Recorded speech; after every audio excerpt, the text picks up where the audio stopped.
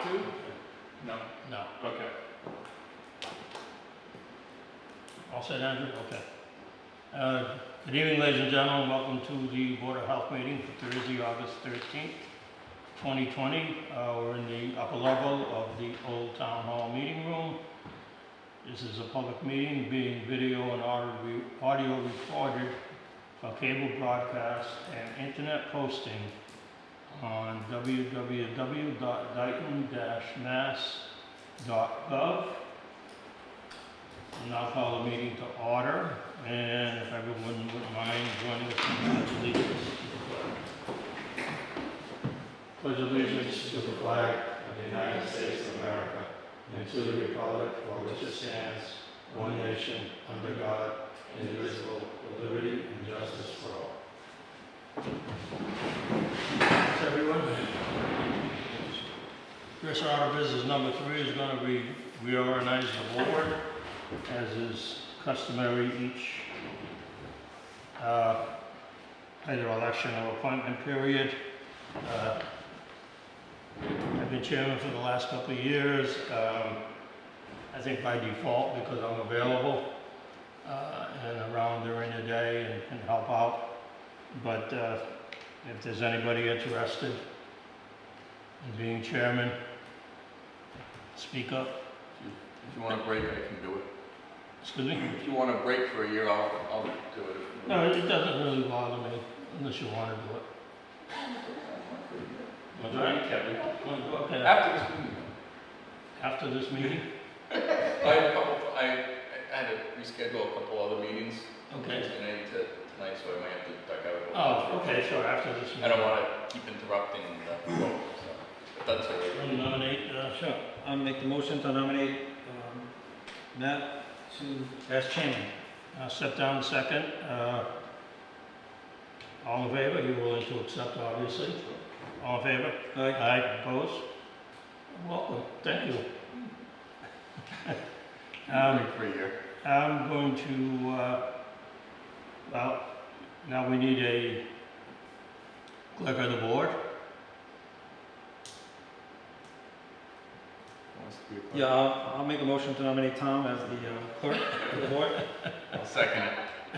I'll accept. Motion made and seconded to appoint Thomas as clerk of the board. All in favor? Aye. Aye. Opposed? I don't think we need any type of motion or anything for our secretary. So she will remain in that position. Okay, Mr. Tan should be taking over as chair of the board at our next meeting. So we'll move on from here. New business 4A, review, discuss, and act on Board of Health emergency supply inventory. Ms. Grassi, would you like to take that one? Well, this agenda item, the Board of Health does not have our own supply of emergency items. And this came to light with the pandemic. So if the board is so inclined, I would like to start stockpiling some of our own, whatever you gentlemen think we need to have on hand. Because at some point, we might have to open the emergency dispensing site. There's other town hall with hand sanitizers and wipes and Lysol. And I just wasn't sure how you felt about it. We've been ordering, we do have hand sanitizer, a few extra bottles, a couple of cases on hand now. But my thought was we should start supplying our own. How much of the grant money is left from MAHB is gone. It's closed as of June 30th. They extended it to the So we spent all the $17 of it. But we still have the CARES Act. Is it possible this could come under emergency preparedness budget? Good, yeah, I think so. Probably could. I mean, I would be in favor of certainly beefing up our supply, but I think it probably come from emergency preparedness budget. How many members do we have on our team? Like when we do the call down list, how many? Oh, I think we're at 42 with the volunteers and the board of selectmen and outreach. So I would like to see what we have, what we would need for them. Just say they were actually gonna, we were actually gonna do some, open up the dispensing site. Whether it be gowns, only a few would need it, not everyone would have it. Erin? Well, The gloves, shields, yeah, the shields. gowns. We're gonna make an assessment together to figure out what Do exactly you want we an need. inventory done, is that what you're saying? I think so, and then this way we can kind of figure out what's there and we can identify what is needed for these folks to do their job, to Well, be protected. They recently had an inventory, I don't know if it was PPE, I know it was an inventory of their equipment down at the Yeah. fire station. Zach did that actually. When we discussed all of this in our emergency preparedness meetings, the chief said, we're all set with PPE, and I assumed we had PPE for the dispensing site and for us, but he was looking at it differently. He is all set with the PPE for the fire department and for the first responders. So when the pandemic came and we needed masks and gloves, and he's like, no, that's ours. So Yeah. we only had what was still at town hall. I don't know if you guys remember in the closet. There was masks and gloves and That was all left over from the H1N1. yes. The problem is, a lot of that was grossly expired. I assume yours was. Yeah. Hand sanitizer expired in 2011, and yeah, there's some bullets left, but certainly after the difference at 8-9 years, it's gonna lose the effectiveness. Fortunately, the gloves, I think, we're still okay. The masks were fine, but I think if some of that was replaced, that's good. I think that maybe as part of the emergency preparedness committee, it should be evaluated, say, every 2 years, and things that are expired should be replaced and kind of keep on top of it, so that way we're not stuck in 9-10 years if we have another issue like this, we're dealing with expired or not appropriate.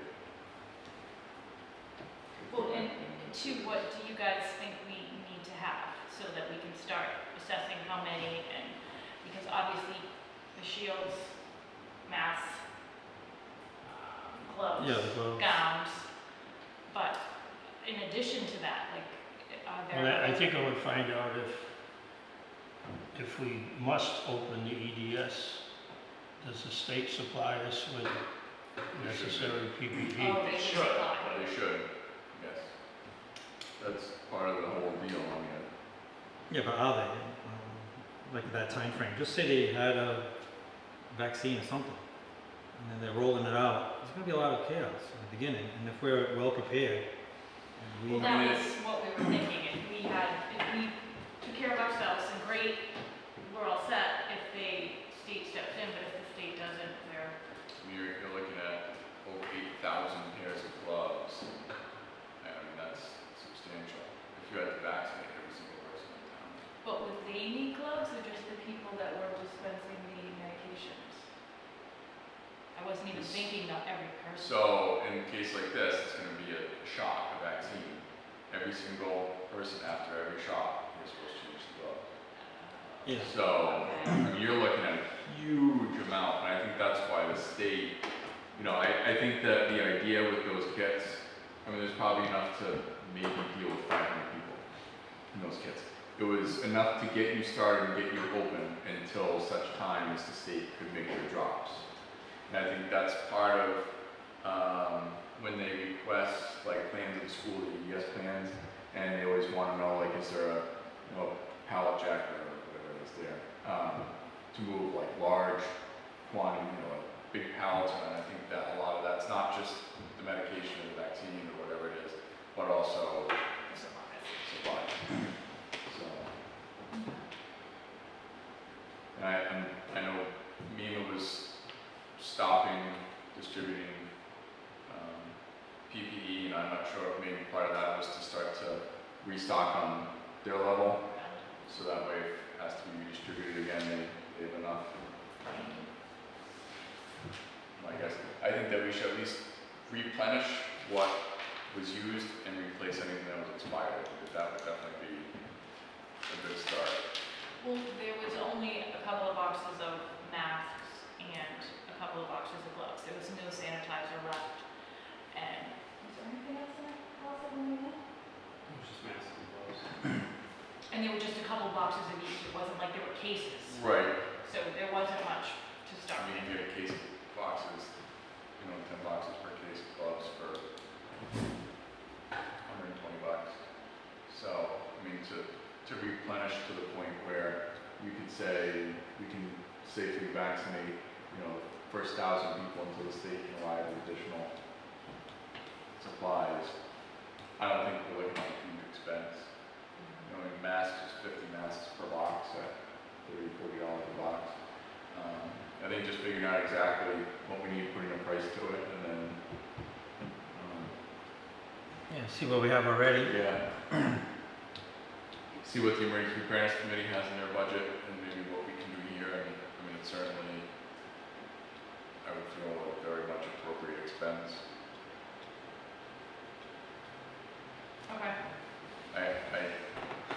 I would bet on if a vaccine becomes widely available in a very short period of time, at some point in the next, we'll say 6 months, that while obviously wouldn't be required to get vaccinated, I can definitely see the state coming in and saying, let's start holding a couple of clinics and pushing it through. So at that point, we would have things to at least get going on. Yeah, just trying to do it through physicians and local pharmacies is gonna It's not start getting getting overwhelmed. And Yeah. they don't have security and that kind Right. of stuff, so. So what do we need to do right now? So are we gonna defer this for now to the, I think so. Yeah, I think in the meantime, just see what you have, and we can sit down. Do you know when the next emergency preparedness meeting is? We don't have one scheduled at the moment, so. Maybe in the next couple of weeks, we can sit down and figure out what we would need to Yeah, properly vaccinate, say 1,000 people, and then you guys can put a cost together. and it's always good to have because we could have an anthrax scare or whatever it is, what we prepared for, and we're not even prepared for that, right? No. So let's, Okay. Can't be too much of a gathering. I know. And over, say, all right, we'll buy X amount this year. Next year, we're going to do the same thing, and you can slowly build up. And then once you get built up to a point where you think it's a good amount, then you can keep going and just replace things as they expire. Yeah, But just getting to that point, it's going to caught everybody by surprise. at minimum, we should have enough of a supply for everybody on the call down list, any volunteers, so we could be talking up to 100 people. We're asking them to come in, but now we have to prepare for them, and Yeah, protect so- them as well. So how about a motion to defer it to the Emergency Preparedness Committee for now? So moved. Second, Okay, motion made, second, all in favor? Aye. Opposed, motion carries. Thank you very much. Item 4B. Review, discuss, and act on transfer station roll loss and repair. Did you guys see the pictures of the Yes. roll loss that needed repair? Okay.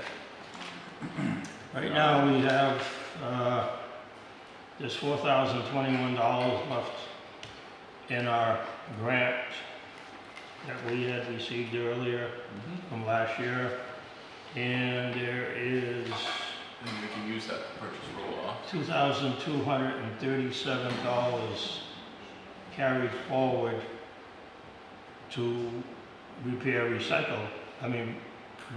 purchase roll-offs for a total. That's last year's money. We did, get the right number for this year, so we should be getting more money this year. Right, so right now, with that carried forward, we have 6257. Okay. Are those repairable, or do they need to be completely replaced? If they have to be completely replaced or repaired? I read an email today from Tom Ferry that said the cost to repair each would be about $2,400, and the cost to purchase one is in the area of $5,000.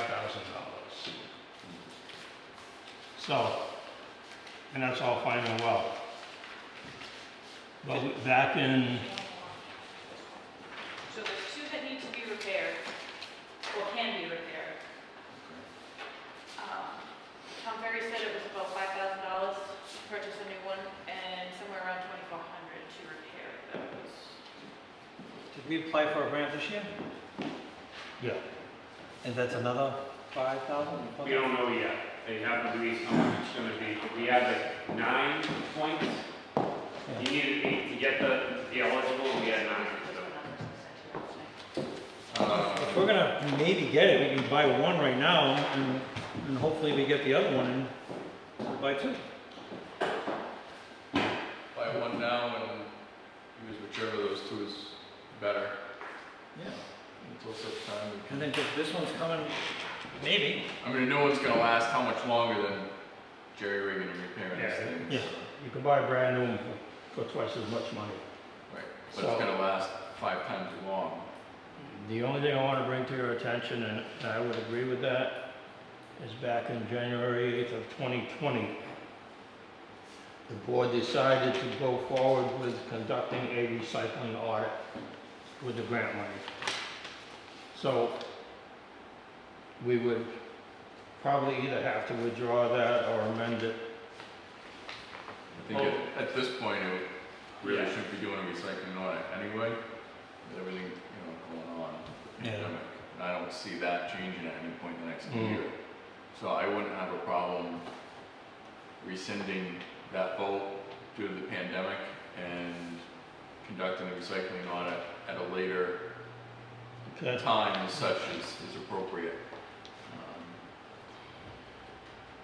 So, I'll make a motion that we rescind the vote at the January 8th, 2020 meeting to move forward utilizing the grant money for a recycling audit in town due to the current pandemic status. Second. Okay.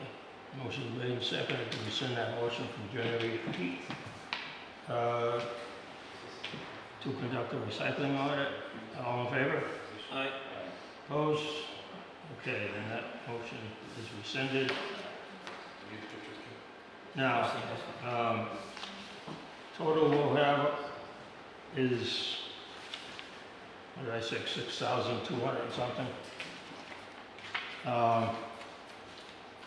Do we need authority to purchase this? That was what we were just discussing. Just gonna, So they decided last night at the selectmen meeting that any expense over $2,500, $1,500, you have to submit a requisition order, and then it gets approved by either Mallory or the selectmen before you can do it. So, but we have the grant money already, so. do we have an actual quote for a new roll-off? No, we're just going to have to get that, and then. Alright, That was just. so I would, I think at this point we'll need a quote for a new roll-off. And if you can find like at least 2 or 3 different companies that we can, put the specs on it. And then, I guess at our next meeting, once we get those prices, we'll do a vote. And we'll just have to make sure that they understand it's out of grant money that can only be used for this type of stuff anyway. So the consensus of the board now is to move forward with the purchase of a. Yeah. You might find it a little cheaper than 5,000. Yeah. No, whatever company, you know. Yeah, back then I found one for 4,500, but this is 5 years ago Right. in Freetown. So the board did, last night, they did vote to approve our purchase of trash bags, because that was $15,000.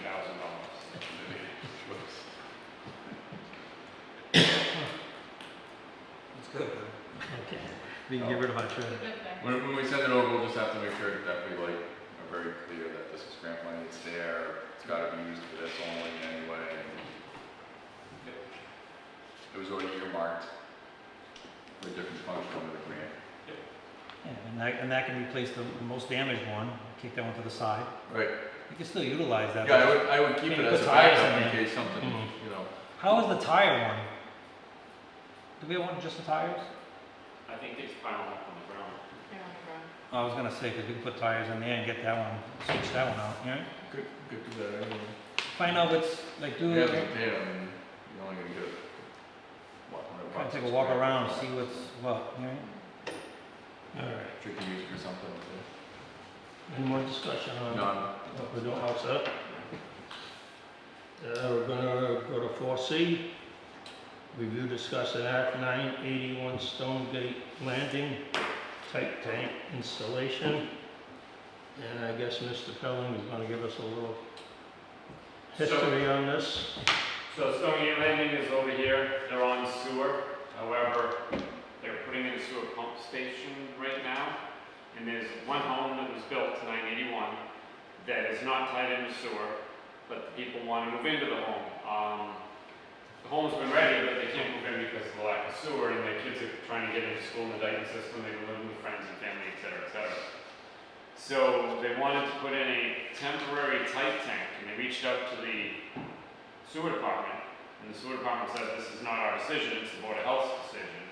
So I emailed over that the tight tanks may only be granted only to eliminate a failed system when no other feasible alternative exists, and you can do it on a transfer property if the system's in failure with an agreement to connect to sewer. And if we were to approve this, we might need like a variance hearing, we might, but they would need a design plan, alarms, pumping agreements, conditions to tie in. There's a lot of things in place, but the question, I guess, first off is, do we want to allow a temporary tight tank for a new house when the sewer pump station, we don't necessarily have a date on when they're going to be doing this. We were told that no later than August 17th, which is Monday, that they will be, the pumping company will be on site to install the pumps and controls. Well, there's no way that that would ever be approved without a hearing, period. So as soon as they could even come in, to even think about it, would be a month from now. And I wouldn't, without a confirmed date of when that pump station will be finished, I would never approve it. That's just me. I don't even really like the idea of it in general. I mean, it's not allowed really per Title V. It's new construction. I've never heard of a tight tank being utilized for new construction. I know it's temporary, but how long is temporary? Right, like I said, if the sewer department said, we have everything coming in, we have everything ready to go, it'll be done in, on This is a October private, 1st. this is for the developer, not for the sewer department. The developer's the one that's doing this. No, I know, but if the sewer department said, that pump station will be done October 1st, the absolute latest, everything's already scheduled and lined up and everything, the equipment's here and everything's ready to go. Without an actual date, I mean, I've seen sewer projects, oh yeah, it's gonna be, next month, and then 2 years later, it's still not done. And to have a new construction house on a tight tank for, They'd be pumping out so many times in a month. it'd be every week at Maybe least. weekly. They were thinking twice a week. Yeah. If there's, we'll assume there's 3 people in the house, because I know there's kids, maybe it's 4 people, but we'll say 4 people for easier math. You're at 200 gallons a day. So, yeah, how often do you pump them? Once every 5 days? Once a week.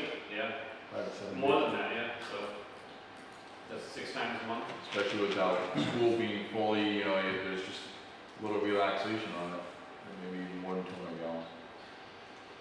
And August 17th, you said is They're starting to install pumps and alarms, but from what I understand, that date's being pushed back.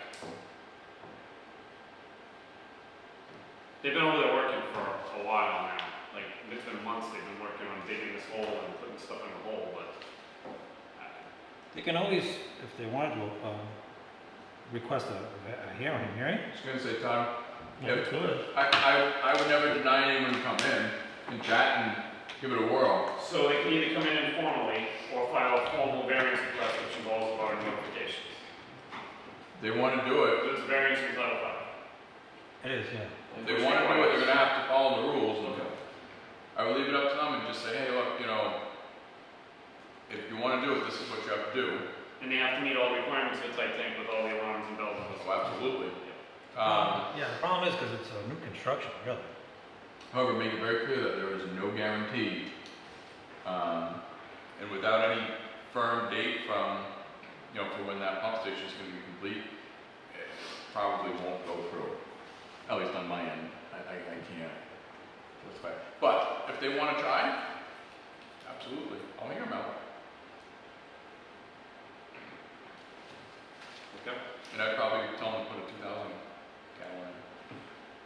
Well, they're gonna put a tank inside of a tank, because this is a tight tank thing, they need double tank, not just the spray on liner, I believe. It's been a while since, I've done one tight tank for a septic repair once, and the rules I know are different. Industrial waste water holding tanks, I think you can spray with the liner, but I think the tight tank has to be a tank inside the tank, I could be wrong.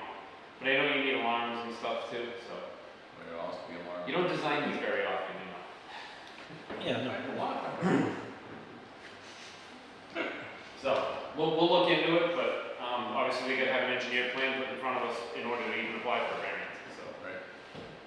Tell them if they want to start it, you know, if they can get everything done and then go to the next meeting. I think it's gonna cost a lot of money. I know, that's what I'm saying, 'cause Yeah, to draw it all cost up, is just gonna, they should push the, Well, to draw it all up, get it permitted, get it installed with the electrician and the plumber and all the rest of it, and by the time it's all done, the pump station should be live. that's what I'm saying, they should push them on their end, saying, hey, we really need this done, because it's gonna cost us X amount of money, which is not gonna be cheap, to have an engineer. I mean, once they do tie this over, then they gotta deal with an abandonment and everything else too, so. Okay, I'll pass it on.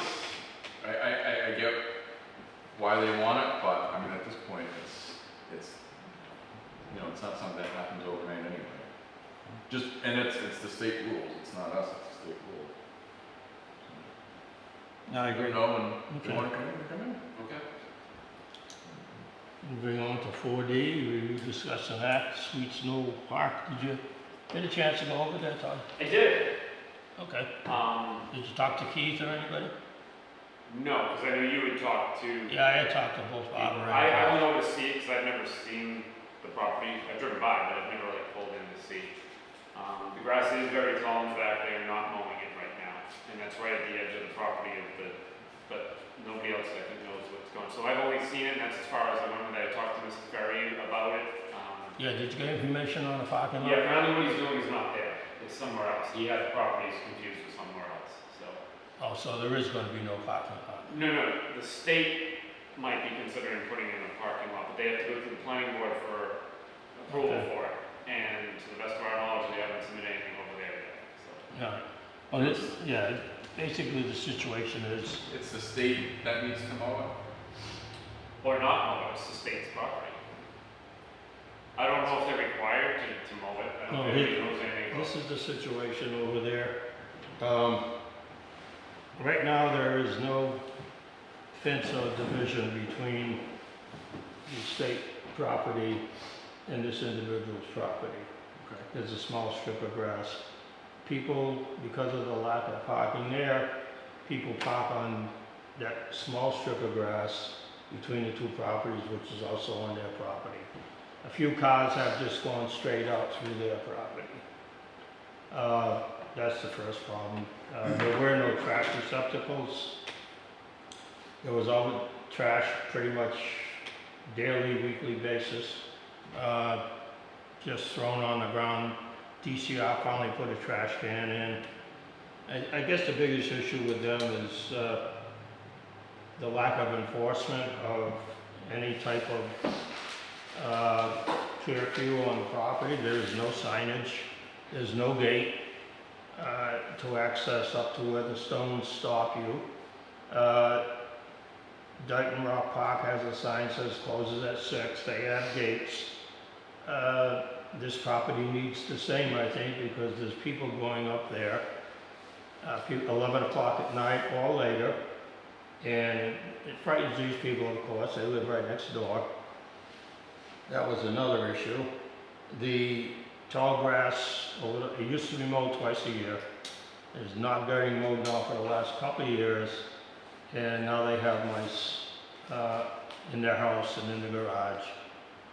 And she's been trying to get the state to mow. She has multiple emails back and forth with DCR, and she's just wondering what we can do as the Board of Health. I know we can get involved with mowing the grass due to the mice. As far as separation of property, I think that may be more of a board of selectmen thing. And some barrier to stop the cars going up there all hours of the night. Are those It's- part of the trail committee? If it's state land, that's a civil issue between that property owner and the state. We can't touch that at all, We can recommend to state that they do this. but it doesn't fall under the Board of Health. I know, just the mice. Yeah, just the long grass. I mean, if they were mowing it twice a year prior, and that would probably be acceptable, then, you know, I would throw the mosquito habitat in there as well. Mosquitoes too, yeah. You know, I've done it before. There's really no teeth to the enforcement, you know, if the state says no, that's kind of where it ends. Dealing with high grass is not really Yeah, that's it. heavily enforceable. But I've done it many times. I got a template and send it to them. Just change the address. We have a cut your grass form letter now, and it works pretty good. Yeah, so I mean, that I think, you know, we can address and see if they'll cooperate. I think everything else though, it's really between them and Yeah. the state. Yeah, it would make sense if they had some kind of fence, like you have Profile Rock and like you said, Dayton Rock. You have a gate that closes, yeah? If it was a town park, I mean, I would definitely, you know, go to the board of selectmen or the trails committee or something, say, hey, you know, X, Y, and Z needs to be done. But when you get to the state, on state land and state property, it's, Yeah, I think I'm gonna write a report, Roz and Todd, of my visit there, and then we can probably, well, we're gonna at least recommend cutting the grass and you know, I think due to mosquitoes and rodents and whatever else could be living in there. you can do, I mean, you can even push it. I mean, if there's still a trash issue, you can even say, you know, I mean, they can't go on private property if things are blown over there, but you can at least say, you know, ensure that that trash receptacle is maintained regularly to ensure trash isn't overflowing, and if there is anything blowing around on, you know, to make sure it's cleaned up, and we can do that too. Yeah, I don't know if it'll go anywhere, but. At least it's on record and it's headed in the right direction. Okay. It's kind of tough when And it's if the state selectmen want to carry the yeah. ball with the rest of it, they, Generally, local government does not have authority on state property. So it's really a stretch, but we have a complaint and at least And give if it a shot. somebody's driving on a property, Call the police. you should call the police, I think they did. and then they can start monitoring it. That you can actually probably call state police. Not that they would. All right, I'll have my report in by first part of next week. Todd, just remind me and I'll email you a template I got talking about.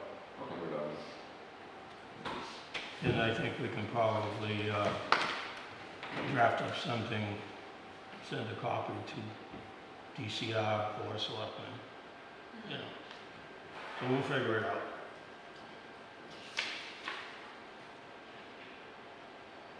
Mosquito risk level, Mr. Kelly. Item 4E. So I've got the map up on my screen right now. Somerset had a West Nile virus contact, but we remain in low risk for both West Nile virus and Triple E as of right now.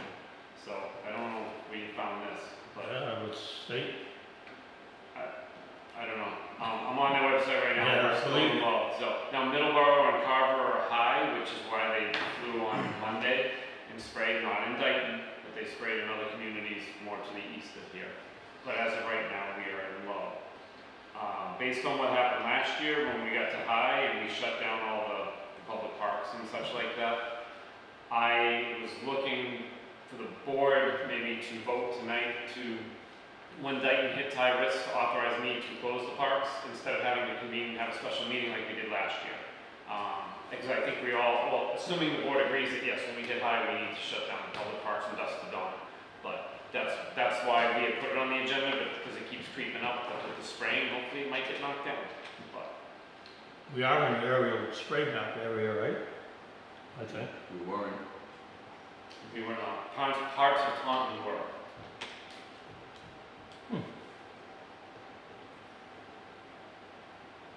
But no, I mean, I don't have No, Problem that's with good. that, you When know. you reach high. if we reach high, and if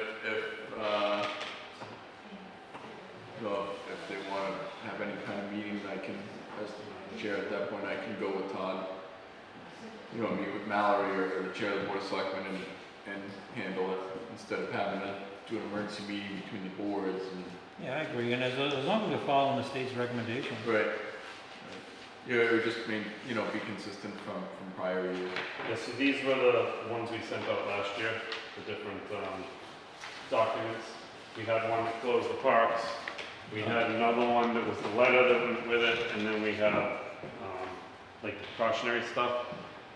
Now, somehow it came through that there's a triple E training video, like a prevention video that I guess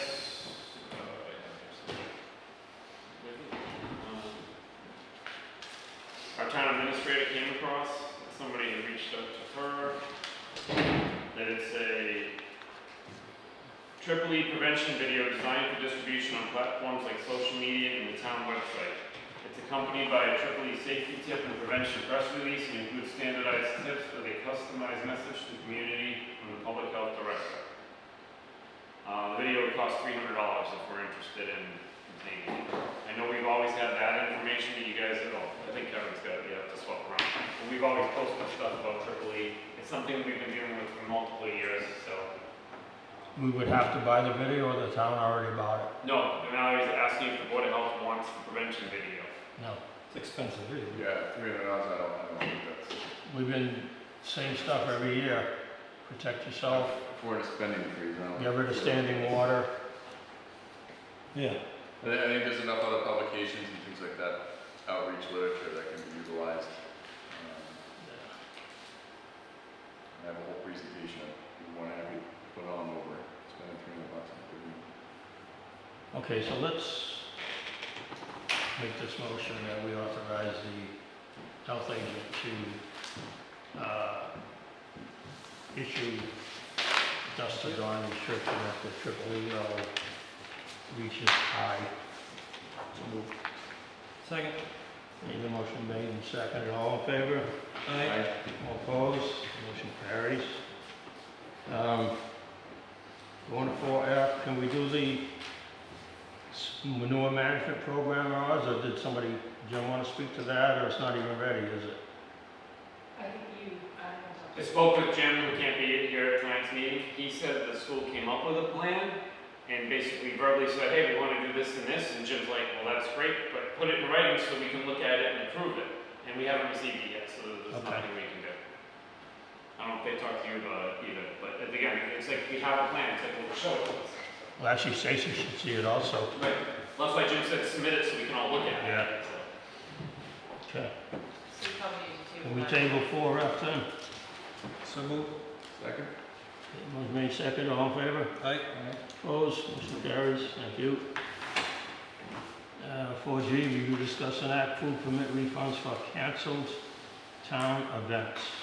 We've had a couple of requests, so the people that were proactive and got all their permits and everything in for cow chip, prior to cow chip, have called looking for a refund.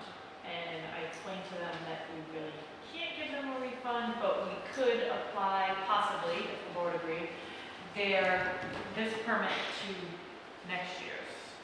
I wasn't sure how you guys felt about that, but trying to get a check back out of the accounting department is like an act of God. So This is last. I was gonna say, it's gonna be a last year's fiscal, so it would have to go to town meeting for a vote, and by the time you get a check, it's easy just to apply it. So there's only been 2 that have called me so far, but I'm sure we're gonna have. I don't have a problem, no refunds, but if it was a event canceled due, if they had the stuff in prior and then the event was canceled because of the current restrictions, no refunds, but we'll apply that fee to next year's. Okay. Is that a motion? Oh, yeah, to carry forward anything they paid for next There's only a couple. registration. So I guess you made that motion? I'll second that. Yeah, sorry.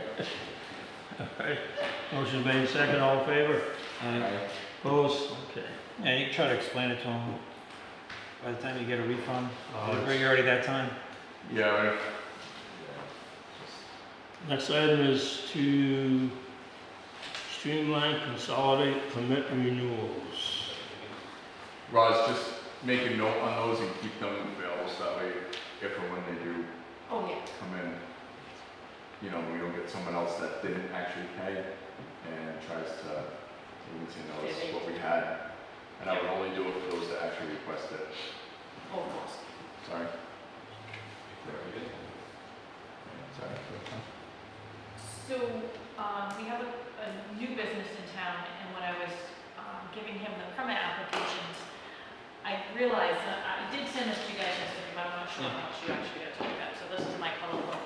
So this is a general permit, and that covers retail stores, milk, cream, and Food service.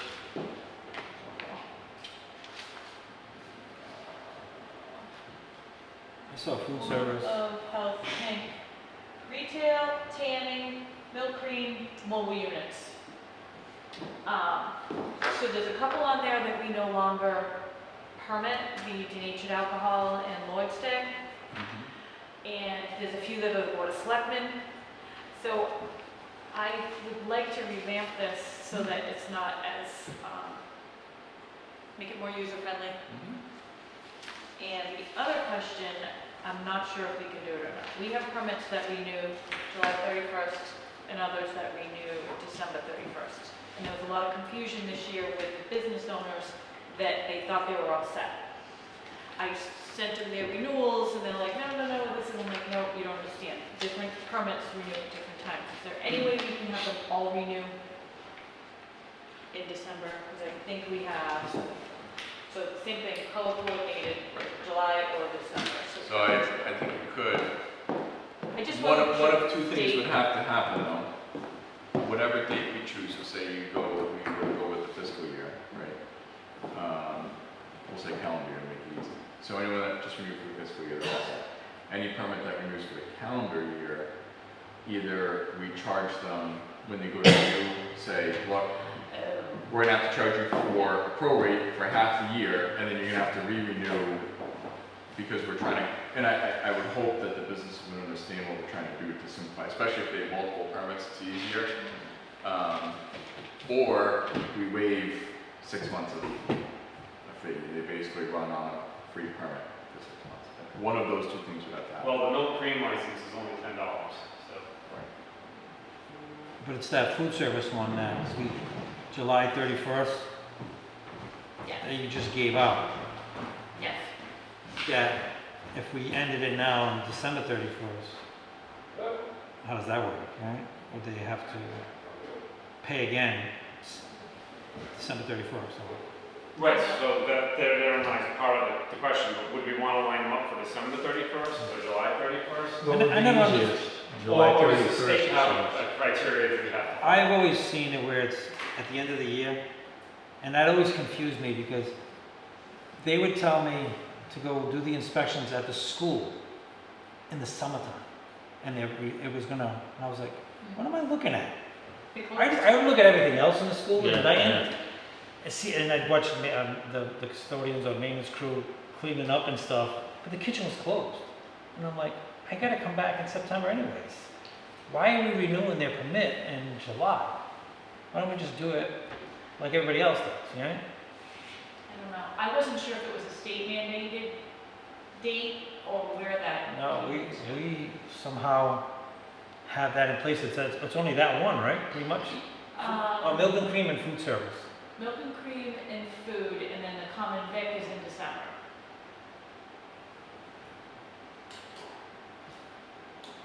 Actually, they're all on. I guess These are all of them. if you're gonna change it, theirs runs out next July 31st. You would just let it go until December 31st.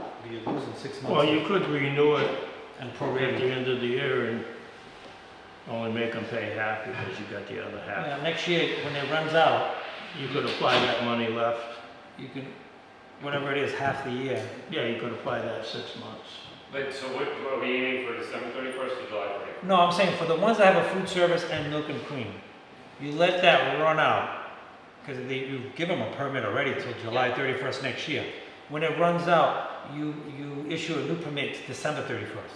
So we want to use For December 6 months? 31st. For 6 months, and you cut it in half, the Oh, price. It's gonna take a year to do this. Yeah, and then you cut it in half the price, and then Yeah, that makes then everybody sense. starts fresh again. It's just an idea. No, that's, That one probably is pretty clean. I just This wanted way, to because see. you already gave the permit, you can't go back and say, all right, we're gonna change your permit, and Yeah. Well, it'd be simpler too, just let it lapse and then do 6 months and now you're in line with everything on December 31st. So I have to add to our calendar when we do the permit renewals next June. It'll be a 6 month.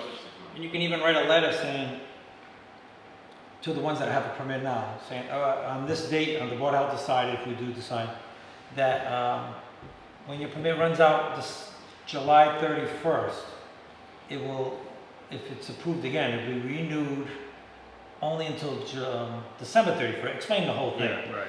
At this rate, the price, so we can be consistent with all permits. We'll get a year to figure out the language. Yeah, we can figure it So, out. Don't go by what I just said. We'll go back and watch the videos. Yeah.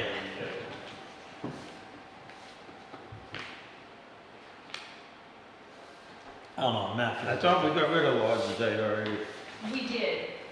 That's what, I'm not sure at the top is the legend. So we got rid of Lord's Day and we got rid of denatured alcohol. We've just never revised the permit. Yeah, that's just the permit, that's the general permit, you check off which box. And when I noticed, I was like, geez, there's a lot of stuff on here we don't use or don't offer, and the Board of Selectmen permit a few of those. So and there was a couple on there that, Who does the cabins? They used to be, we used that to was my next have, question. we used to have that near, what's that gas station up there on 44? Went all up on, down. There's cabins there, they used to be permitted. So did you inspect them? Who Never- did, never who did did. well, the same thing with the auctioneer. Is that supposed to be the selectmen? Well, we'll have to straighten this out with the Board of Selectmen. We've got basically till December to figure it out, I guess. And But I remember that's what they said, they used to be, I guess, utilized at that time for that. Used to rent them out, I guess? All those little, Yeah. There's no more pet shops either, so. Well, okay, so we can cross that off. well, currently, if somebody wants to put one in, would it be us or the Selectmen? I don't know if they even, but what are we doing with most that? pet shops are gone, aren't Luckily, we don't have any, but We just wanna make sure they're septic, or they have a tight tank or something. The state usually goes in and inspects them. Yeah, but like, if they came to us, we just make sure they have some kind of holding tank, so it does, whatever they're placing down there, whatever it is, you know, like a salon, we wanna make sure that they're not distributing right into their Right, septic. especially if they're gonna do dog grooming or something Yeah. like that. So, but these are Salons the kind have of, to have tight tanks, sorry. well, even A holding tank, Right. yeah, Yeah, by the just code. feel the wastewater holding tank. I don't like the hair things, that way the dye is something like that.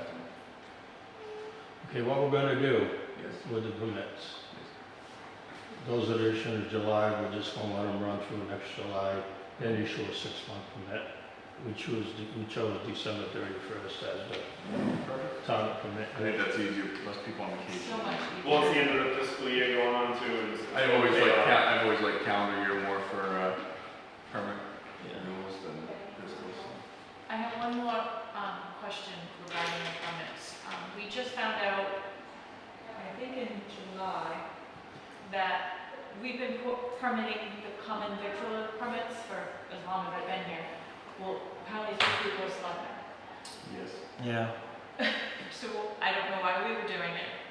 It has to do with the food, way back, probably going back 50, 60 years ago, had to do with the food before there was like food permits, you had to get common victuals. and that's more like seating too. Well, I think she meant why Yeah. it was with us, because when we split with the Board of Selectmen, it just fell through us, and then some Right, stuff, but it- second, some fell in the crack Once at it's- auctioneer, so. Right, now that it's more recent time. You, if towns even still have it, they usually go to the post office. We Well, should, they want it. us to send everything over. Since we have this, let's just, I would say let's go through this, like wholesale, you don't need that. Thank you. The state does wholesale, Yep. So we. and that's not even our code right now, right?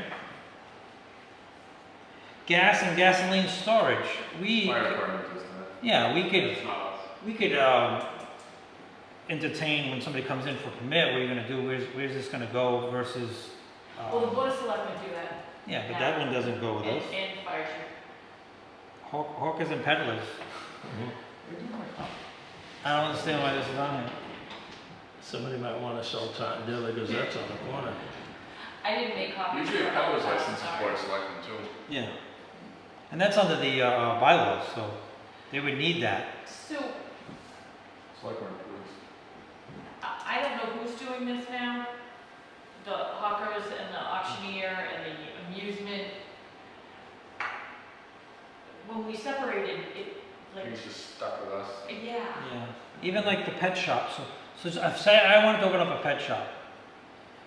I would go through all the processing and go see Jim and then the Board of Health, whatever it is, where I'm gonna put my septic. But we all have a sign-off sheet, but we're not giving a permit. Nobody's gonna inspect. Do you inspect I would have to inspect. the pet shop? Mhm. Okay, so that changed that. Well, it's like a sign-off sheet like What do we you- have with anything, right? So that one I guess. Well, I would have to make sure basic care is being done, that the cleanliness and all that kind of stuff. So you do, And we would get involved probably in floor drainage, because they have to clean out all the cages and all that, so.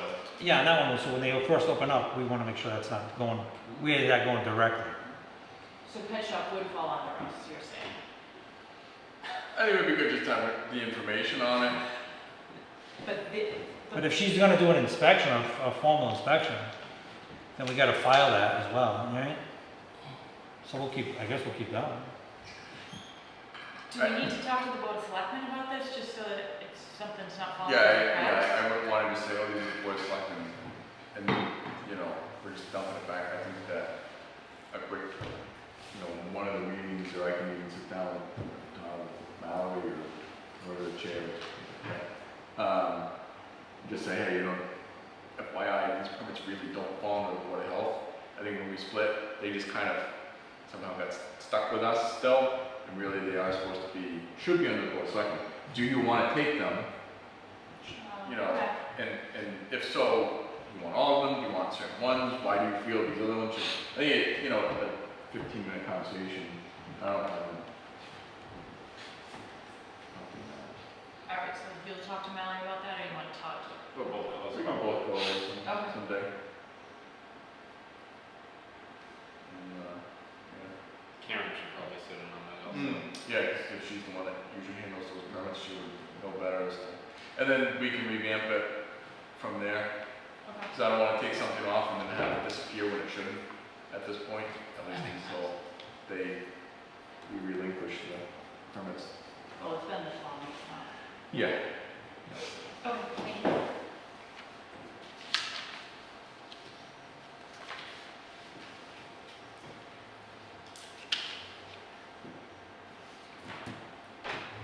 We all done with that one? Yeah, Yeah. I think so. Okay.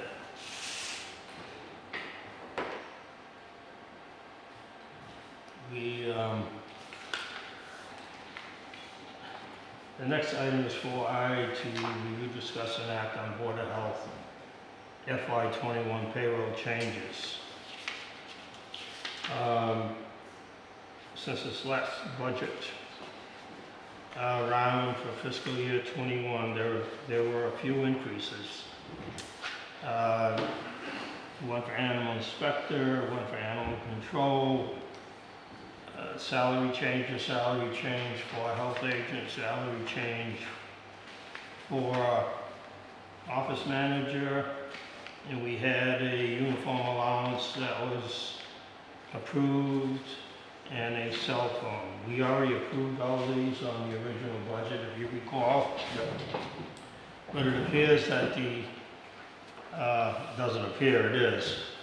The office next door has requested, and not only from us, but from everybody, that a payroll change form be approved and submitted. So, I can read them off. This is what was approved before. I was trying to get this off, but it's photocopied on it. All right, we're gonna start with animal inspector. The old annual rate was $3,618.24. New rate will be $3,708 even, back to July 1. Paid monthly. She'll be getting paid monthly, right? July 1st. Yeah, but I'm saying she gets paid on a monthly basis. Where I get paid. Oh, the Yeah. end? Oh, you guys didn't put in monthly. But anyway, the weekly rate, 301.52, 309. There wasn't a spot for monthly, so you'll figure it out. Board of Health, health agent, annual increase was 2.5%. We approved it. FinCom approved it, Board of Selectmen approved it, Town Meeting approved it. The old weekly rate, $1,012.20. New rate, $1,037.12.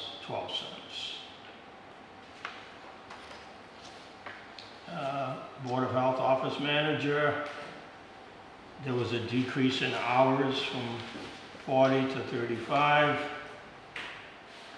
So the present rate, $1,005.60. They didn't have a problem, Ross, they didn't have a problem giving you the new rate, I bet, did they? No, there was no problem. But they wouldn't give the higher rate to anyone. So the new rate will be $879.90. Back to Board of Health, uniform allowance, Todd Pilling. Present rate was 0. The new annual rate is $400. Cell phone stipend, old annual rate 0, new rate $720.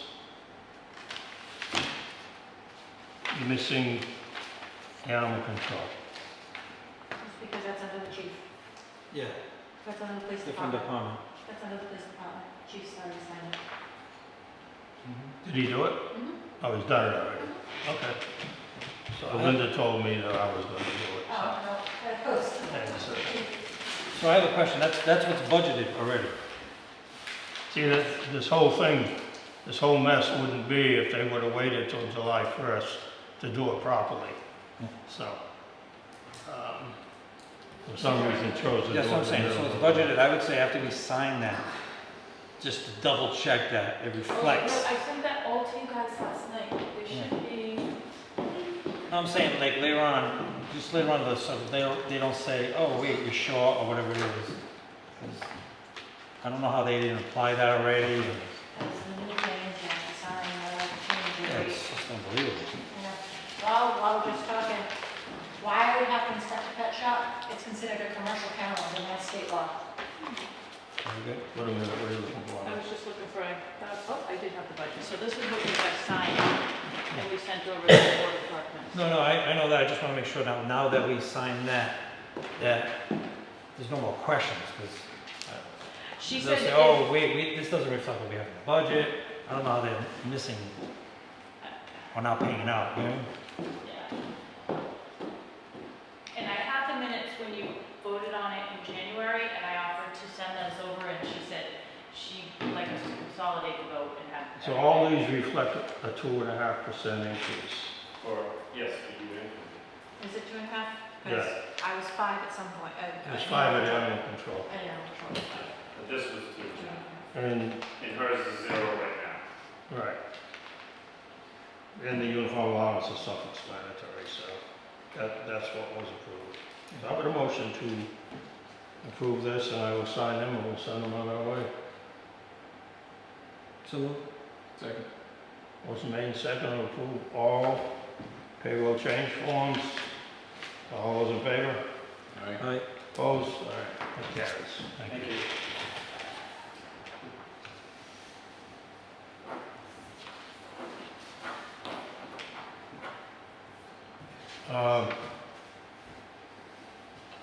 Not that health's concerned, we did have another battle with the vermin, and it's ongoing. Well, fortunately, we found at least one habitat. And Mr. Pilling, would you like to speak to that?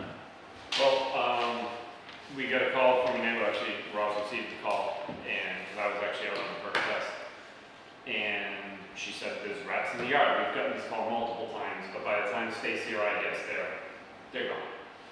And so Ross said, we'll get right there, but she knew I was on a perk test, so she headed right to the site to see it, and I came for my perk test, and we got there, and sure enough, in the neighbor's yard was a lot of rats running around.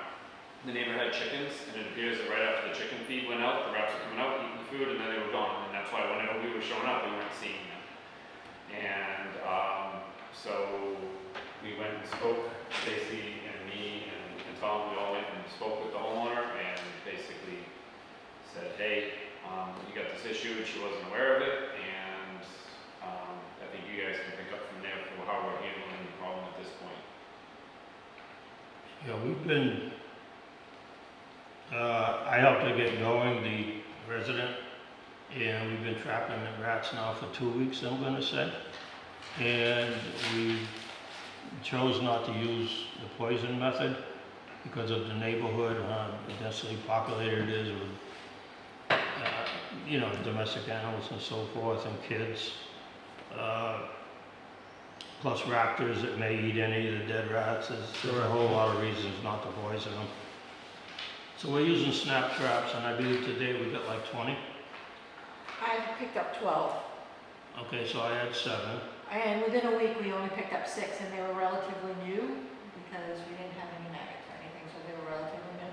I think, personally, she's changed the bait a couple times, I've told her to do that maybe we should stop trapping for a few days, because they're getting smart, they know where the traps are, they're gonna stay away from them. Right. So, and then go full force with something completely different in the trap. What, I don't know, but something completely different, because they're getting smart. She's only within a week, because I picked up on Tuesday of last week, didn't get there Saturday or Sunday, I went Monday, the bucket wasn't out, so I went back on Tuesday, and there was only 6 of them, so within 7 days, she only got 6, so. They're pretty it's not- smart. They are, and they will realize exactly where the traps are and what they smell like, so they're gonna stay away from them. Right. So we need to maybe stop trapping for a couple days or so, and then find something different for her to put into the traps that is smelly and it's gonna attract them. Yep. I agree. I gotta change it up a little bit because. Yeah, you have to, and I told her to do that anyway, she was using peanut butter and corn, chicken feed. I said, well, I've heard good things about chorizo and bacon. She goes, well, then I'll do that. She hasn't tried that because I told her what you had recommended. Yeah, and she had told me she had tried other things too, and so if we're not trapping a couple each day, then we need to decide something different in the bait and maybe not put out traps so they think, oh, they're all gone. I know it sounds that people think rats aren't smart, but they're very smart, and they won't go back out there in the same places if they know that those places have had traps. Yeah, that kind of makes sense, just take it away for a few days and, you know, Change the location of where you're putting it. Change the location where she's putting them. I've seen traps out everywhere and they're still going into other stuff. Right. And they're just avoiding the traps. Right. So, how long do you estimate, or you think, in your opinion, should we continue? I guess as long as we're making progress and we are trapping some. I guess, I mean, if we get an exterminator, they're gonna use poison they're gonna use poison. and snap traps. And it's still gonna take a while because they trap one or two or whatever, or, you know. Well, why don't we try that? I mean, how do you guys feel? and what about nesting areas? Did we find any more nesting? You said you found a nesting area? I don't know, well, I didn't go into the shed. And I didn't It was, in this batch, there was one that was only small, so. Because she did catch your it. auditor correct said to lift things up. They did, Yeah, but we wanted them to do a lot of the trapping before we eliminated where they were hiding, Okay. because we figured then they'd go somewhere else. I thought about a month of trapping before we even thought about anything. I don't know, that's my thought, but. there's no abandoned houses anywhere? Well, you've got to understand, you know the property. They're working, they're building a stone wall across the street. They've worked on the house across the street because they've got it up for sale. And then the drain lines, And the drain lines, because the highway department's been working up there putting in drain lines. they grind the road. So there's a whole bunch of stuff going on. I'm not saying they weren't there before, Yeah. but we're seeing them more because now they're not in the other places they were. Now they've found a Yeah. place that it's quieter and they've got food. The reason I asked is, in another town I worked at, we had a rodent problem, and come to find out it was a house that was abandoned. We looked in the abandoned house already. There are several buildings in the nearby area, we went into every one. There's several. Somebody had left some locations. stuff still in the cupboard, like some Yeah. beans and stuff, but they were making it back there, going out, neighbors would complain, so I seen them, and then we figured out where they were, and they were there. Yeah, we looked in the abandoned places and we've looked in the businesses that were there, that are near. We talked to the owners of the businesses, and there's nothing there. So it's really weird. This surveyor has been eluding us, 2 years now, of us chasing these rats. So finding a place where they were all coming to was fantastic, because now we can actually start killing I them. think 20's a pretty good amount into It's, it. yeah, it's really good. You know, So I did speak with the town administrator, because when this all started, we were in the spending freeze, and it was like, no, you can't get an exterminator. But when I spoke to her today, she said that we could get an exterminator if we needed one. She said, how much does it cost us? Well, it depends what we have them do and how far they go, but we could look into it. But obviously, if we're still able to manage the problem right now, then we can stick with it. That's obviously up to. yeah, I mean, if it comes to a dead end, if we're gonna give it a couple of days rest and pick up again, and what other kind of bait, let's change this. You know, maybe she ought to clean them traps too. You're right, because they probably smell like Dead rats. dead rats, which means they're not gonna attract regular Right. rats. Yeah, they probably. I'm gonna text her, say, try cleaning your rats with something, I mean, your rat traps. And something, I don't know, you want it smelly, something that's gonna attract them, but you don't want it so that it's gonna upset the neighbors. Yeah, like, And she still has a problem with ammonia feed and all though? that Where's stuff. she keeping the feed? She's got it in containers. Like we saw last time, the metal Right, it's container? in containers, but what happens is when she goes out to feed, they know, she turns around, goes in the house. oh, they're right under one of the, maybe we It was should like lift one of 15 them months coops. for all they grabbing food. It was a lot. What do you think about lifting that other coop that's not lifted? The one that the chickens are. there's It's no- still on the ground, and I saw them run right under it. Yeah, she could, yeah. Yeah, why don't, you wanna try that, lifting that one coop? Cause they're probably gonna go under the shed, Install a wood pile, but and maybe if we get that on the ground, off the ground, it may help. How many, what does she have? How many chickens does she have?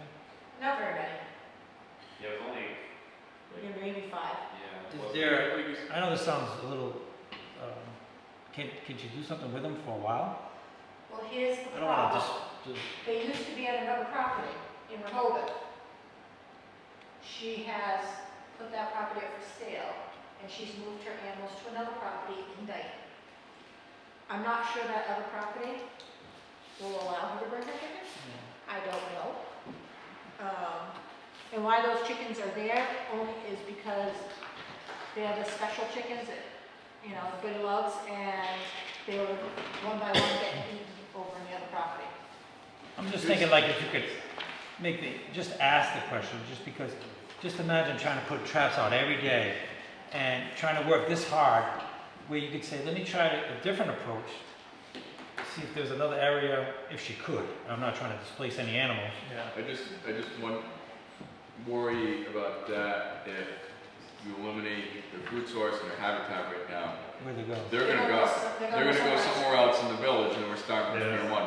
You know, if we can at least get to the point where, you know what, hey, we're not catching anything more in the trap, say in a month or 2 months, whatever it may be. Okay, you know what, I think at that point then it's looking towards. Yeah, it's a good point, because then we Because don't as soon want as to, you remove we that don't want food to chase source, somewhere else. they're gone, Right. you know? So, Well, they're still gonna eat the chicken food though. Well, They if we can get remove ready. if we remove the chickens, like Kevin was saying, she no longer has to feed the chickens out there. So now you're eliminating the food source, and so they are going to find someplace else to eat. Right. Yeah, but as And long as they're- everybody's they're gonna covering move their on. barrels and. Same with their habitat. I mean, I get you want to start eliminating their habitat, their homes, but slowly. So that way you don't just remove it and they're like, well, you know, we're out. You know, Yeah. we're gonna go somewhere else now. Back in the Find bags. someone Oh, else yeah. to stay. Everybody else. Back in the day, you go somewhere else. Well, sounds like we're doing a lot.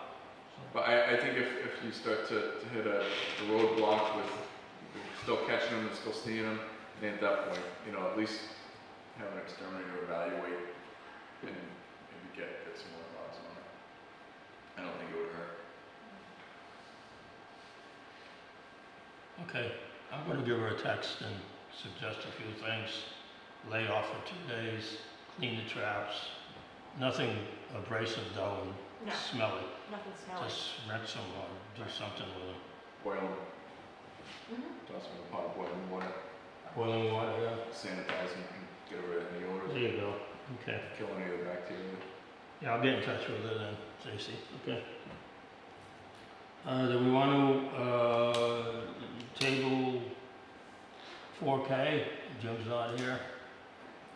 Yes. But you can't, Jim was in agreement, I know we talked about it last time, and he was in agreement. Again, I talked to him earlier today. He's okay with doing it for all public buildings in the town, or whatever the board is along with, he's in favor of doing it. Oh, okay.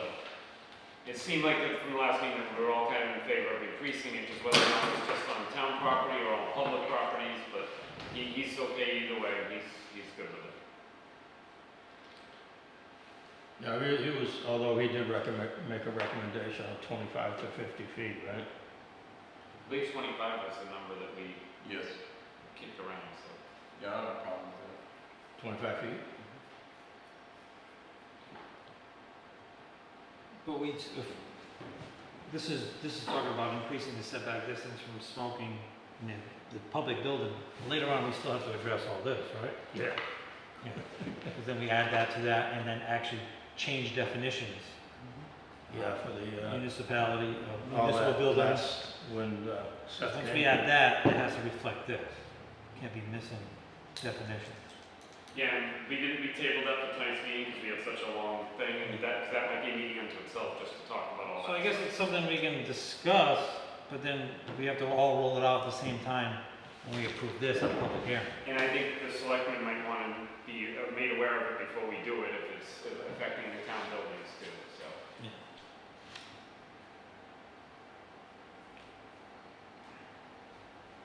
You said Jim was in favor of what? I 25? thought he was wanted to go from 25 to 50. Well, he was okay with whatever the board wanted. I want to say, we're at what, 15 now? I think 10. What state? 10 State now. 25, He yeah? definitely wanted it away from the building. I think, yes, that said 10 or anything that can migrate in. it. 10 is nothing. I mean, 10, that's yeah, or migrate in. another 4 feet. No. Right, so I think we got to be 25 or 50, but I think 50 might be a little tough, and the last thing I would want is people getting pushed out to the road or in the middle of a parking lot. I think you're better off. I think 25 is good. It's manageable. It's feasible. You're not gonna. Yeah. and if it's a worker and they're going outside to smoke and they got to get too far away from the door, they're not going to be able to get back to the door if they need to get in, so. I think 25 is good. It's a good starting point, you can always change it. Yeah. I think 10 is definitely. But you can say not on town property either. We could- So it's 10 now, correct? So we're gonna increase from 10 to 25. Motion? Right, but don't we have to do it, like I was saying, with all of those other changes that Seth was Yeah. discussing? So it'll have to, I think what happens if we discuss it and, That's what I was. because if you put this in a regulation, it has to have the whole, it has to, Yeah, we have to post this and have hearings and stuff. yeah, because it has to, you just can't make the motion because it has to have Well, we a can- fine attached to it, a definition of what's a municipal building, or whatever it is. Oh, yeah. Definition of everything. So where, And what is smoking? It says right here. yeah, e-cigarettes. And you said, what can be any of these devices? So basically you want to table this now until we do all the tobacco regulations at the same time? That's Yeah, the, I mean, I'm in agreement with 25 feet, but I'll make a motion to table this until we complete our tobacco regulations. Second. Okay, motion made, second to table, all in favor? Aye. Opposed? Yeah, I would be in agreement with 25 feet also, so this. so obviously, when we get some time here, we can try and get these consolidated so we can get them on an agenda. Just every time we turn around, there seems to be something else to get in the way. So it sounds like the consensus is 25 feet, so already you can plug in 25 feet in this.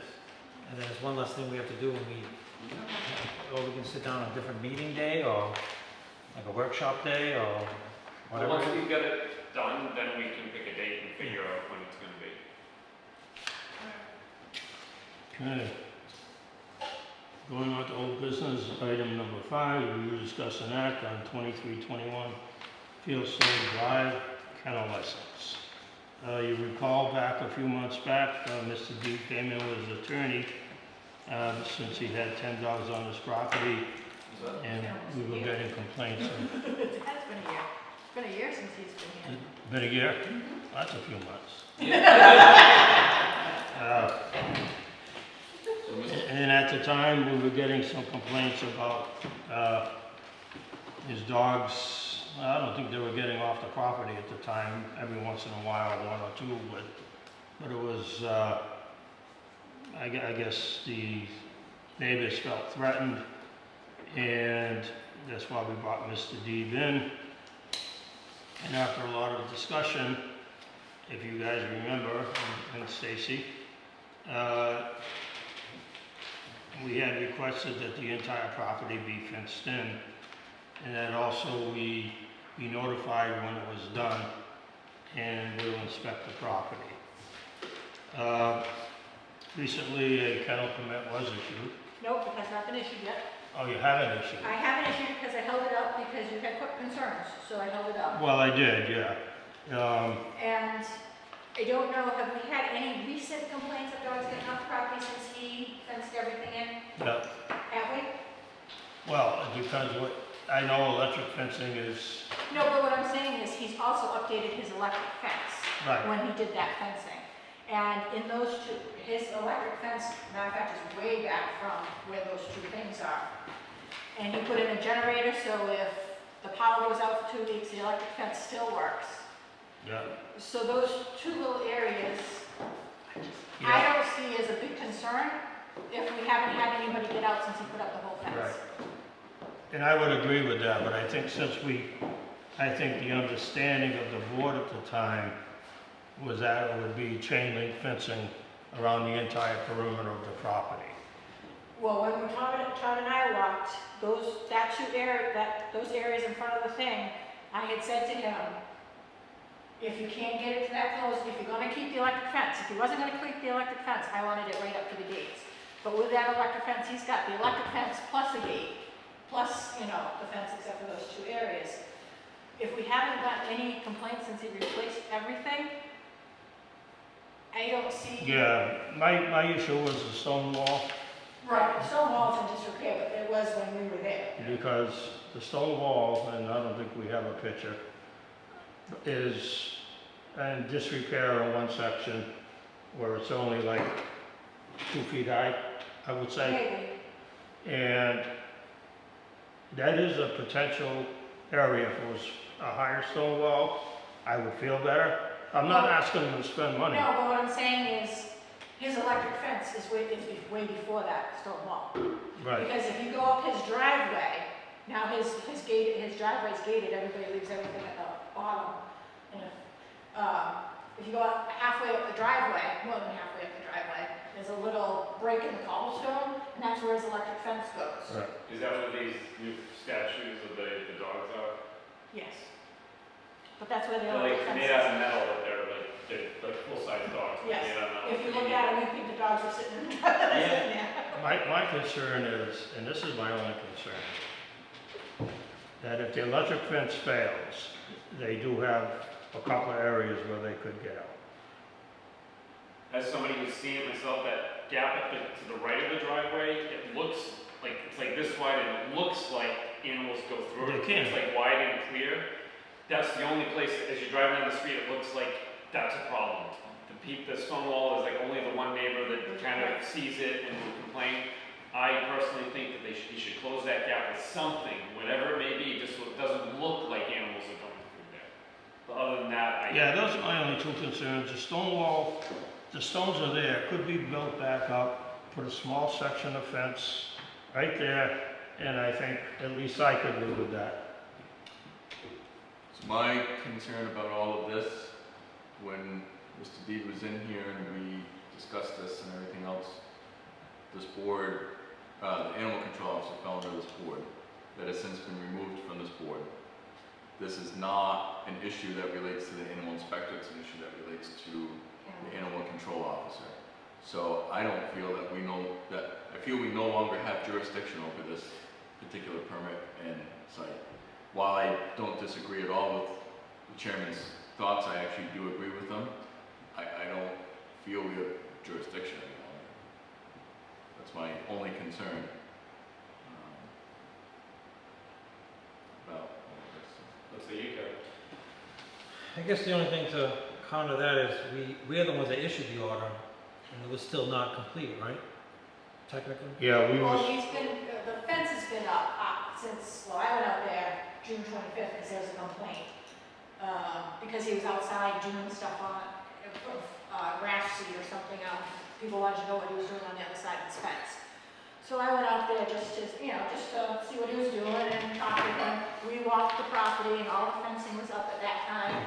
He hadn't put his signs up that we had requested, and there was one other, and he says, and I can do that tomorrow, and I can go get my kennel license. I said, well, right now it's closed. I says, why don't you wait until July 1st, to see if we're open, so you can go in there. And he has been calling, and as I said, when you had that concern last week, I didn't send in his kennel license as of yet. That was I would recommend this. If you could brief the chief on our order or during our meeting, what we had decided, what we had discussed, what's lacking, and you can brief the chief and say this is what still is needed, this is what's recommended, how do you want me to proceed? And this way, it's coming from that office now, and no longer, we don't have no more authority, I agree, right? If Mac wants our thoughts and recommendations on, as the chairman had said, those last two things to be addressed, to the point that we feel that our concerns from a year ago are satisfied.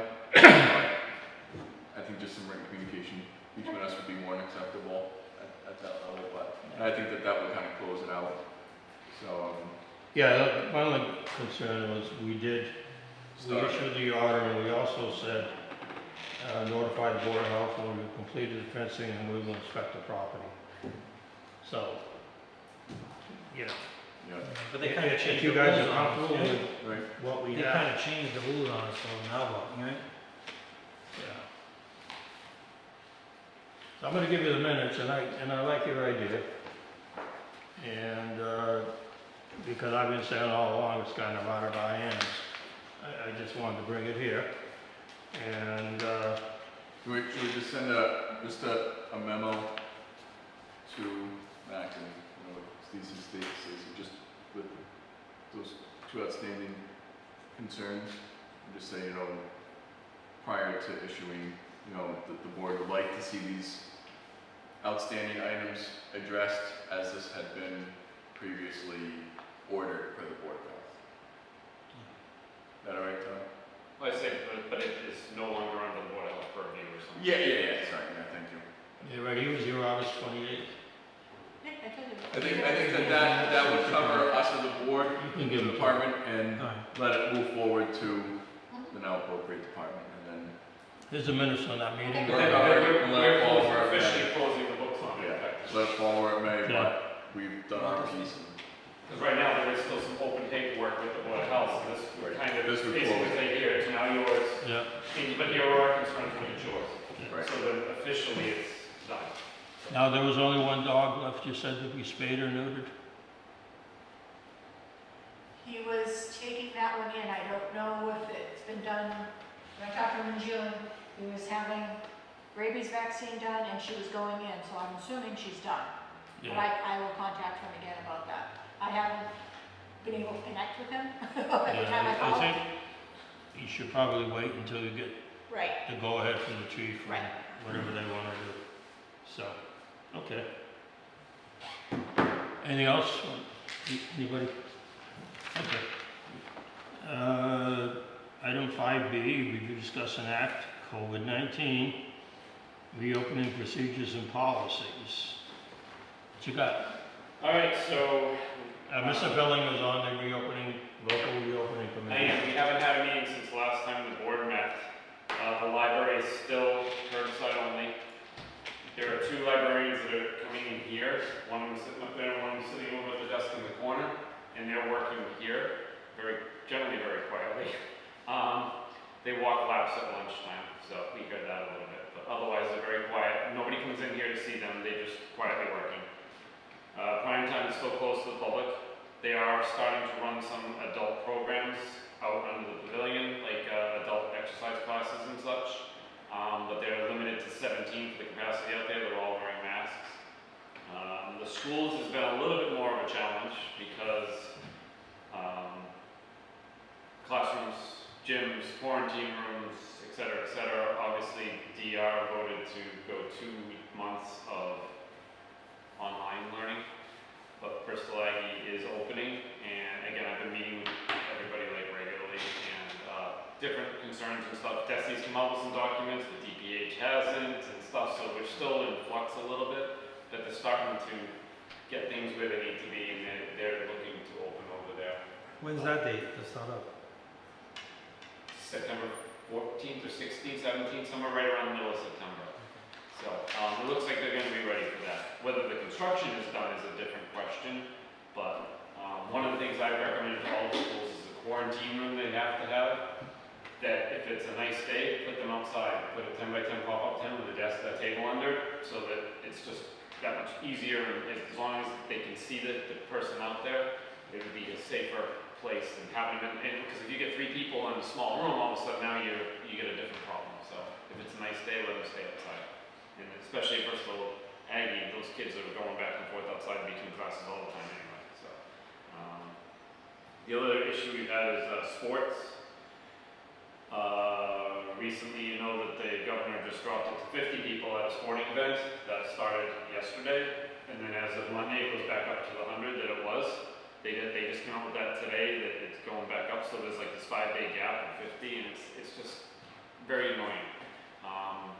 There are some teams, captain's practices that are practicing out here behind the field. We went over and talked to them, and they're following all our protocols. Want to do a shout out to the girls field hockey team. They've been very good at following the rules, because they're very public when they're out there. Everybody sees them. So, and that's it for reopening. Everything's still status quo here in Town Hall. Haven't really received any complaints. There's been much less foot traffic at Town Hall than there was before all this started. So over here seems to be very busy with a continuous stream of people pulling permits. So, but, I just wanted to say that you both done fantastic jobs. But I also want to let you know that you're probably going to be approached by the new chairman of the Parks and Recreation Committee regarding the complex by the old police station. And he's probably going to want to unlock that with you, at least what I'm thinking. So you have you're up to speed on everything, so. yeah, the problem we have, this is the tennis courts and basketball courts. They've got the tall fence. When we originally closed it, kids were scaling the fence to get in and play basketball, and at one time there were like 30 kids in there playing. We tried taking down the nets, they still kept playing. So, and we're talking basketball, because tennis, you can allow singles, and that's okay. So, basically, we're probably going to recommend taking the backboards down, because that's the only way to stop people from trying to get in there and play. Yeah, hockey and tennis is okay, right?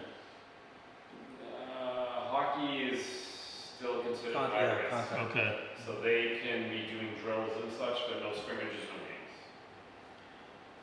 It'd be probably wise to speak to Parks and Recs regarding mosquitoes, in case we have to close anything down. At least keep them up to speed now and say, hey, if Sure. this comes down the pike, how do you want us to be, how do you want to get notified? This is how we did it last year, because you said there's a new chairman? Yeah, well, Mr. Rhines has been in constant contact with us and working with us and raising all the issues and going back and forth.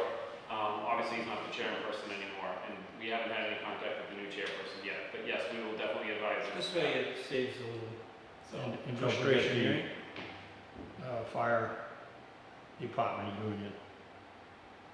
oh, when we get AAA, yes, I forgot about When we that. put a- It's in the- Forgot about that, thank you for reminding us. So, but no, we're willing to talk to anybody and come up with whatever needs to be done. We've had people call us about having a communion party in their backyard, somebody's having a wedding at the pavilion back here. It's constant barrage of people trying to do things and how to figure out how to do them, but we couldn't have people on the basketball court. It was just too many people in a confined space. If there was no fence around it, then it's an unconfined space, and then it's a different animal, but they still can't be playing games.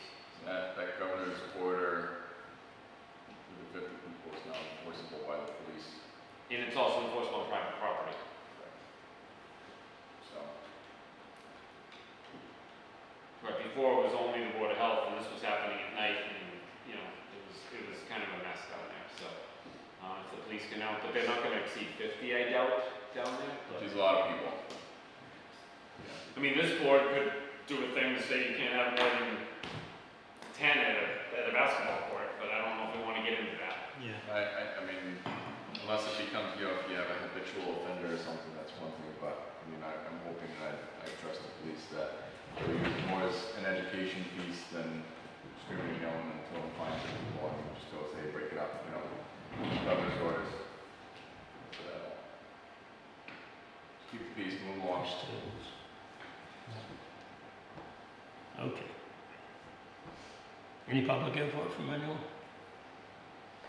Nobody, okay. I guess we've done all the reports already, right?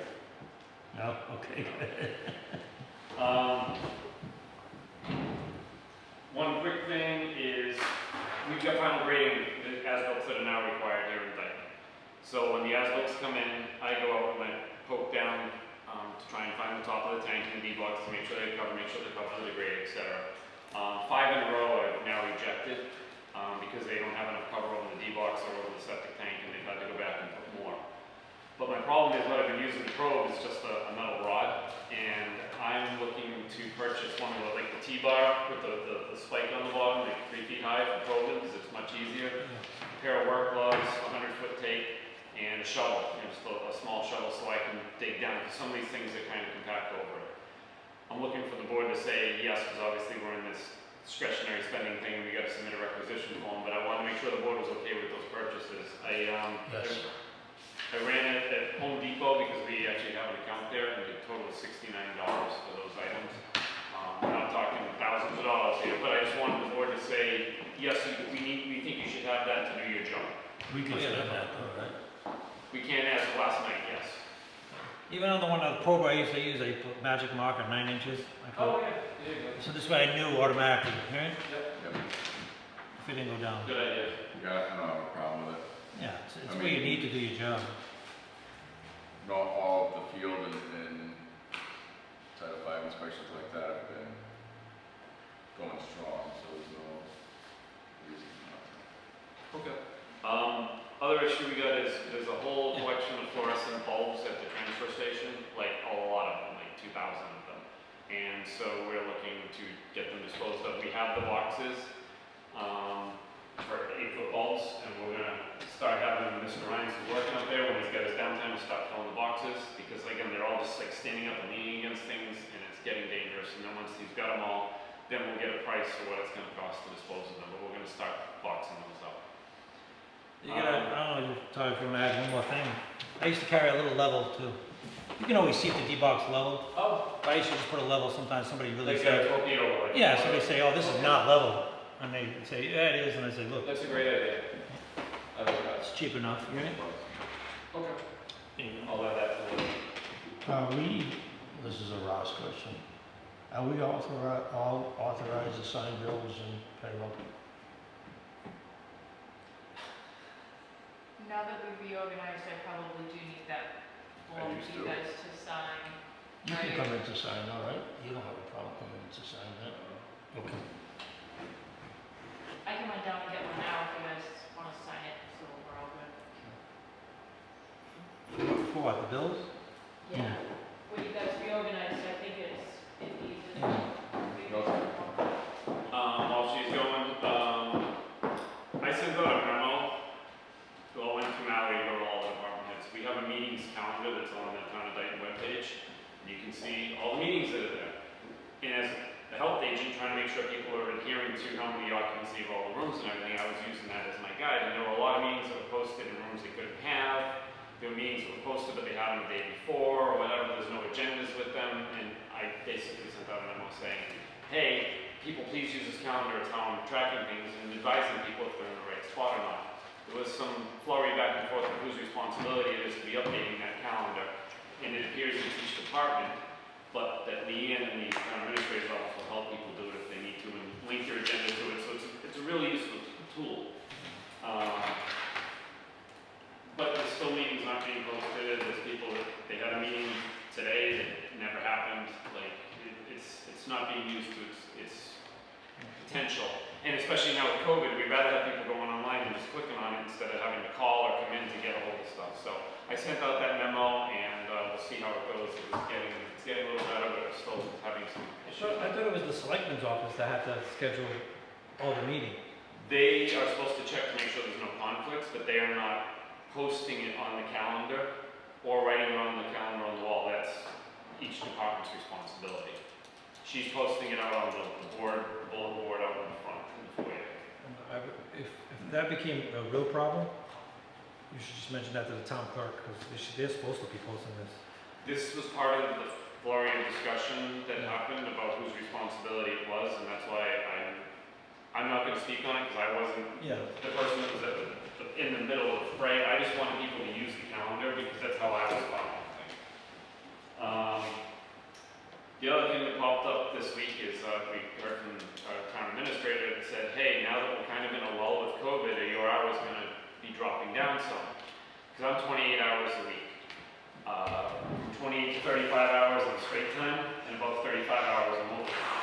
Well, I've been basically, as you all probably are aware, I've been working more than 40 hours, but now I'm back down to staying under 35 because we were told no overtime, but I'm still in additional hours. I can't get my job done. I am trying desperately. I don't want to be here 35 hours. I have other things that I can be doing. It's impossible to do my job in 28 hours. And so I'm still running between 28 and 35 hours. And unless the board wants me to stick to 28, that's what I'm going to do. But as far as I'm concerned, I can't keep up. I've got 8 plans in to be checked for septic plans. You know, never mind the perk test applications. I'm doing 2 perks a week. It's impossible to get it done. But I want the board to weigh in. If there's something that, besides food, of course, you know I can't do anything with food. If there's something that you say, Kev, I got a stack of Title V inspections, I got a plan, whatever it is, if you want to pass it on to me, I'm willing to help out. Okay. So we may be in a lull, quote unquote, with COVID. However, that's with cases. Just because we don't have cases every day coming into town doesn't mean that COVID's put on pause in town. I don't think that people realize all what still is going on with COVID in the health department. Right out the gate, you have 2 one-hour weekly conference calls, just at a minimum, just to stay on top of exactly what's going on with the state and the state's orders, which ultimately fall directly on the health department to enforce and make sure people are in businesses and everything else is aware of it and staying on top of it. And it's changing, it seems like constantly at this point, you know, spikes here, spikes there, the travel orders, another thing. Still, I'm sure fielding a huge amount of calls, still getting complaints. So even though the cases may be He's dealing better, with schools. yeah, it certainly doesn't mean that COVID's stopped, and that annoys me, plain and simple. that was said. The town got a huge amount of money, I assume, or was it believed through the CARES Act, The CARES Act was $650,000, and and that covers that additional hour. correct. So you're not talking thousands and thousands and thousands of dollars to cover a few extra hours a week to ensure that the town's health department stays on top of Pandemic. the pandemic, just in general. So I find that unacceptable. Now, most of those additional hours are COVID related anyway, right? Yeah. One of them's on a Friday, right? Yeah, Actually, we're off on Fridays, Right. but they have the call at 9 a.m. Yeah, like this last Friday, we had the call from 9 to 10, and I was at Bristol Aggie from 10 to 12 because that's when the principal came back from vacation. I met with a wedding party at 7 in the morning. And then you had an emergency triple E call at 2 o'clock Saturday afternoon. That's not COVID related though, but yes. But that's what I'm saying, like, all our regular business is still going on. You know, the septic work is just as busy, if not busier, for whatever strange reason now than it has been in years past recently. Whether it's because people are home, real estate market's very seller happy, if you will. So there's a lot of real estate transactions, just a lot of work in general going on top of all the COVID. So you have all the regular business, and I know other departments, other businesses, you know, the regular workload has been decreased because of COVID. Ours is not. And you know, I work in the field for another town. I work part-time for another town and see all what's going on, and to think that, you know, they try to say, oh, you know, cut back on the hours is crazy. I will say I did take a week of vacation a couple weeks ago. You have to And I be needed mental it. sanity. I was starting to get very frayed around the edges. And Yeah. it was necessary. And I feel much better now, but it's just this nonstop barrage that just keeps on coming. So. And it's not going to stop. The other thing I want to say, Many months. you get 3 hours for stormwater. My feeling is if you get a plan, something that is going to require more than 3 hours of review, third-party review. Yeah, send it off. There's money in there, right? Yeah, we haven't had any stormwater applications come in. We've been having stormwater inspections there's a solar field on Elm Street, we got Bristol Aggie, and then there's a couple other small sites, but No, but you took on Bristol Aggie, you took on Strawberry Fields. Strawberry Fields. Well, I'm not chairman anymore, but I think the new chairman, with my recommendation, is not going to want you to do that. I think anything more, that's going to take more than 3 hours, third-party review. Yeah. Well, something like that. They're paying for it. And it's going to cost the town more money than to let you do it 2 more hours, which is. Well, they're paying for it anyway, so, for the commitment. And again, for myself, I work during the day, but if you have something I can do later on, like a plan or those Title V inspections, just to take a little off your load, I'll help out. Even if there's another day, we can file again if we ever needed to. I'm willing to help. All right? Thank you. Well, it's coming up that we're gonna have to start taking those files out to put them to be scanned. We have to do that by what, the end of the year? The end of this fiscal year, I believe. Oh, We have the grant for, so we still have to get all our files consolidated into the file system. I just don't want to do William Street again. I can't believe how many houses are on William Street. So if the board's okay with me continuing to work additional hours as needed? I'd say up to 35. Is that all right? Well, again, that's what I had last week, but then we had that triple E call on Saturday, so that put me over 35. But to me, that was necessary. Oh, absolutely. It's an emergency call that related to our area. Yes. Yeah. So that was above and beyond 35, but. Obviously, it's an emergency. I mean, no different than if Yeah, called out by the fire department or something. but yes, I'm holding them to 35. and- Yeah, if you're planning your week, Right. count that Friday already as 1 hour, all right? I do. Yeah. I do. It's probably been That's standing on my timesheet for a few weeks now, so. 37, 38, depending what crisis has happened, like 37 hours. I've been under the 35. I think like a solid, probably 6 or so hours a week specific just for COVID at this point where we are is okay. Oh, I'm spending at least 3 hours a week with schools. Extra, I mean, on top of, you know, Oh, on top of. yeah, you know, that 6 or 7 brings up to 30. And a lot of this you said is covered with the CARES Act? It's all covered under the CARES Act. Okay, good. That's why- So, this you know, why- isn't why are they costing. worried about Just document it because Right, at the end of the that's year, right. when, You know, this is Oh, we do. It's all covered spreadsheet. under Yeah, the. when we don't- CARES Act, we are when it's in the not red, costing the right? town. Yeah, I mean, Anything, when you do enforcement or you do advising, like you did with a wedding or protocols and so forth, I'm hoping you're putting that as COVID. Oh, yeah. Okay. Oh, yeah. It's definitely going in. So Even you're in the gonna know Outlook what's calendar. up, you know. It's, we have a calendar too. Yeah, so you're having an appointment at 10 o'clock with some folks at the school, whatever. It's on your Outlook calendar, you can always refer back to it. Yeah, you have the time sheet shows COVID, regular hours, COVID overtime. Yeah, we So- had to separate the COVID additional hours because, and overtime because they were tracking it. Well, I guess we're tracking it for our office. The accountant's supposed to be tracking expenditures that when we buy like, whatever we end up buying. Because if we don't, it's gonna go over, yeah? So, Yeah, so pretty much it's COVID related. it is, as far as I'm concerned, 'cause I'm trying to do my job in my 28-hour week and then COVID is like above and beyond basically, so. All right, so we didn't act on this, Oh wait, one more thing. okay. I want to point out that this is now my third anniversary this month, and it's Roz's 9th anniversary here in Dayton. So Congratulations. Thank you. So what it's do you been guys 3 want? years that I've been. What do you want? It's been a long 3 years. But anyhow, that was it. Hey, I got 47. Believe You it or really? not. And there's one more, the Board of Health received a letter from a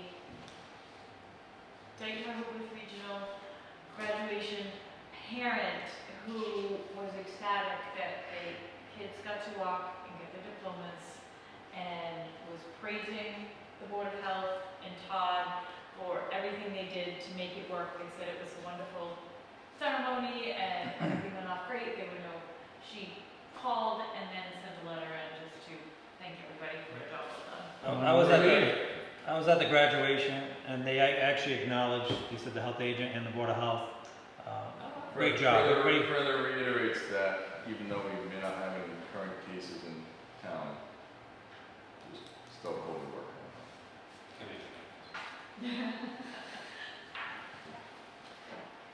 Well, it was well done, yeah, but everybody had the little square, had the 4 seats, that's good. It took a lot of work, but they did a Okay. great job. Is there a motion to approve the expense associated with purchase of one bully tool, 36-inch, firm grip leather gloves, razor back shovel, and Lufkin tape measure, And I think you wanted to add Torpedo. plus tax.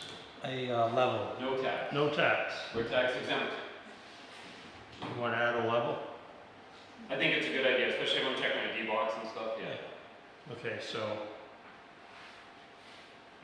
That's cheap enough. yeah, a level was What, I don't even know what that is. $10 maybe. Yeah, Not even. something, yeah, So something we're you gonna go on the authorize, corner, right? we authorize the purchase of I guess up the to one was in the 100. private sector, but I haven't been doing it here because we haven't had it. I've been relying on the engineer to do it, so. I'll make the motion to allow purchase of up to $100 to purchase the tools. Then Second. Motion made and seconded to allow a health agent to purchase necessary equipment associated with his position, up to 100. All those in favor? I, Those opposed? That's all I have. We already talked about AAA, we talked about North Dayton, building commission is not here. Any correspondence? Since you're here to do anything else. No. Oh, we just read you the, Yeah, that's thank what you. it was for correspondence, I guess.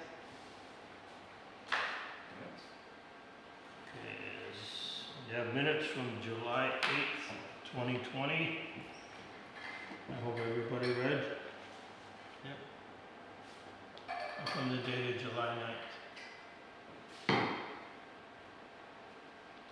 Well, did everybody like the packet that you got ahead of time? Did that I like that.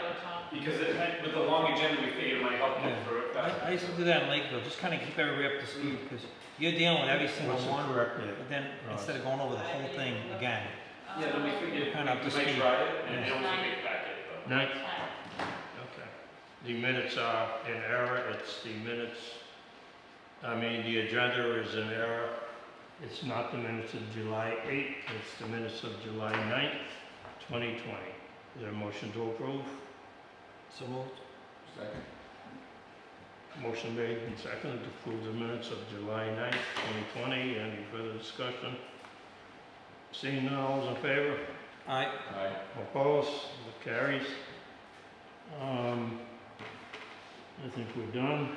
Anything else anybody wants to bring up? Okay, is there a motion to adjourn? So moved. Second. Okay, motion made, seconded to adjourn, all in favor? Aye. Opposed? Motion carries. Good night, Andrew. Good night, everybody. See you in a few weeks.